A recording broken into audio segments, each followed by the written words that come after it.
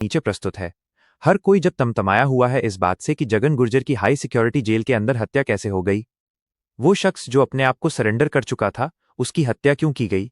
और जिस जेल को सबसे ज्यादा सिक्योर्ड माना जाता है, जिस जेल को सबसे ज्यादा सिक्योरिटी वाला माना जाता है, उस जेल के अंदर आखिरकार हत्या के जैसा काम हो कैसे गया।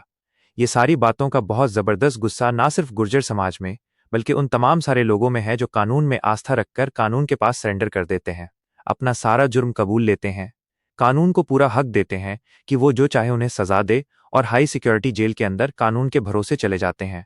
लेकिन कानून का सबसे ज्यादा सिक्योर्ड मानने वाला जेल, उसी के अंदर जब हत्या हो जाती है तो गुस्सा आना लाजमी है। और ऐसे में अब खुल रहा है जगन गुर्जर केस का सबसे बड़ा राज, और इस राज को समझना जरूरी है।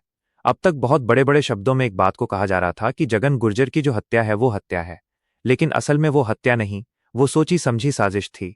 वो पूरी तरह से साजिश किया गया था और सामने ये आ रहा है कि जेल में किसी अन्य के द्वारा पहले उकसाया गया और वो उकसाना भी साजिशन हुआ और फिर ये हत्या की गई।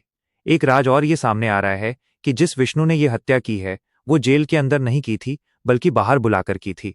परिवार वाले इन तमाम सारे राज जो सामने आ रहे हैं उसको सुनकर बेहद गुस्सा है और उन्होंने एसएओ और विवेचक से नाराज होकर एएसपी के पास जाकर ये सारी बातें बताई है और उन सबको इस बातों का पूरा ब्यौरा दिया है। पूरे घटनाक्रम और बातचीत की सारी विस्तृत जानकारी दी गई और फिर ये रिक्वेस्ट की गई एएसपी से कि इस पूरी जांच का विशेष फोकस साजिश के एंगल से होना चाहिए, हत्या के एंगल से नहीं, क्योंकि ये सोची समझी साजिश थी।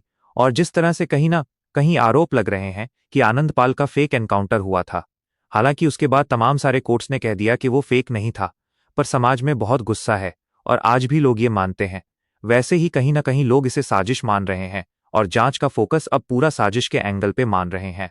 एसपी हर्षवर्धन अग्रवाल ने सख्त कार्रवाई का भरोसा तो दिया है, लेकिन अब देखना होगा सख्त कार्रवाई होती है या नहीं, क्योंकि कहीं ना कहीं तमाम सारे अखबारों में, तमाम सारी जगहों पर, तमाम सारे लोगों के बीच अब ये सामने आ रहा है कि समाज इस बात को लेकर बेहद गुस्सा है। अब देखना यह होगा कि शासन प्रशासन सिस्टम क्या सच में एक ऐसे आदमी के साथ इंसाफ कर पाता है जिसने कानून का रास्ता चुना, अपने सारे जुर्म कबूले, आत्मसमर्पण किया या नहीं। अगर नहीं तो फिर आगे से सरेंडर का रास्ता कौन अपनाएगा, कानून पर भरोसा कौन करेगा। ये वाकई बड़ी सोचने वाली बात है।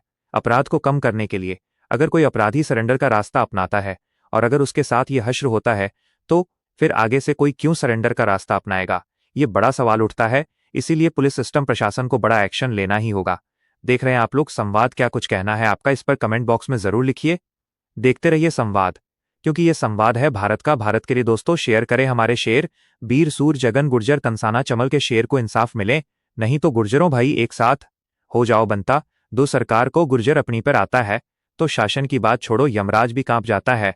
गुर्जर एकता जिंदाबाद। धन्यवाद शेयर करने के लिए। आपने कर दिया होगा शेयर तो, क्योंकि बात हमारे गौरव की है, बात हमारे सम्मान की, बात हमारे टाइगर जगन गुर्जर की है।